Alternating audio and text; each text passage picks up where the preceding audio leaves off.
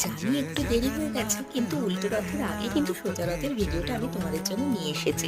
তো সেদিনকে সন্ধ্যেবেলা যখন বেরিয়েছিলাম, বেরিয়ে কিন্তু আমি বেশ কয়েকটা বড় রথ দেখেছিলাম। আর তার মধ্যেই কিন্তু ঘটে গেছিল একটা ঘটনা, যেখানে দুটো রথ, দুটোই বড় রথ আরকি, দুটো মুখোমুখি হয়ে গেছিল। আর কিন্তু খুব সাবধানতার সহযোগে দুটোকে দুদিকে নিয়ে যাওয়া গেছে। কোনো অসুবিধা হয়নি। তারপরে দেখতে গেছিলাম একটা রথ কম্পিটিশন, যেখানে বাচ্চারা খুব সুন্দর করে রথগুলোকে সাজিয়ে নিয়ে এসেছিল।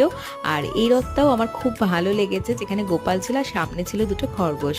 আর এই রথটাই কিন্তু প্রথম পুরস্কার জিতে নিয়েছে, যেটা সম্পূর্ণভাবে পুরীর মন্দিরের আদলে বানানো হয়েছে।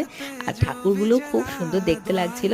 কম্পিটিশন শেষে যে যার রথ নিয়ে তো বাড়ি ফিরলো, আর আমি লাস্টে দেখাই যে আমার বাড়ির জগন্নাথ দেবকে কেমন দেখতে লাগছিল, যাকে আমি নিজে হাতে সাজিয়েছিলাম।